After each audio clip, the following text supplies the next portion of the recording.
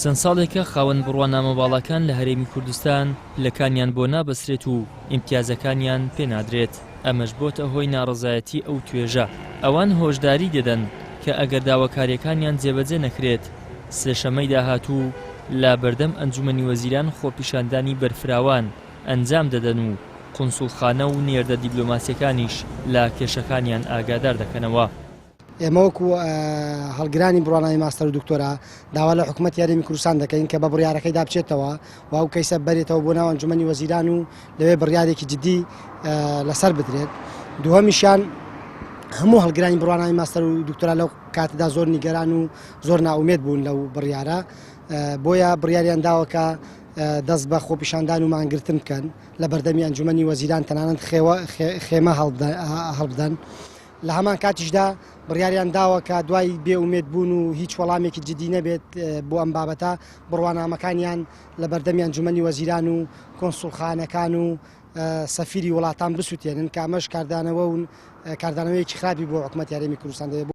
لای خۆشیەوە وەزیری خوێندنی باڵا و توێژینەوەی زانستی هەرێم لە وەڵامی پرسیاری کەناڵی پەیام ڕایگەیاند ئەوان ڕێکارەکانی دامەزراندن و دیاریکردنی مافی خاوەن بڕوانامە باڵاکانیان بە ئەنجومەنی ڕاژە داوە، بەڵام گرفتەکە ئەوەیە تا ئێستا هەیکەلیەتی ئەو ئەنجومەنە تەواو نەبووە و ناتوانرێت هیچ کارێک ڕایی بکات.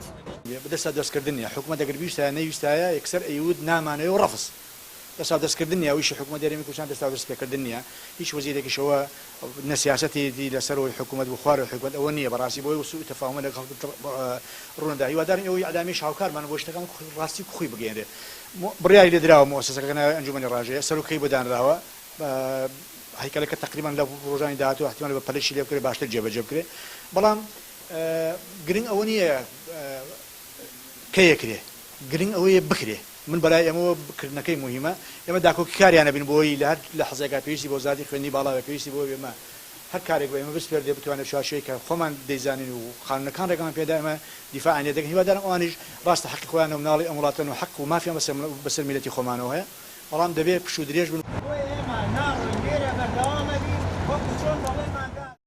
حکوومەتی هەرێم چارەسەری کێشەی خاوەن بڕوانامە باڵەکانی بە ئەنجومەنی ڕاژە سپاردووە. ئەمە لە کاتێکدایە پەیکەری دامەزرانی ئەنجومەنەکە تەواو نەبووە، لە ڕووی یاساییشەوە ناتوانێت هیچ کارێک بکات. بۆیە خاوەن بڕوانامە باڵەکان پێیان وایە حکوومەت بۆ خۆتزیینەوە لە چارەسەری گرفتەکە ئەو کەیسەی بە ئەنجومەنەکە سپاردووە.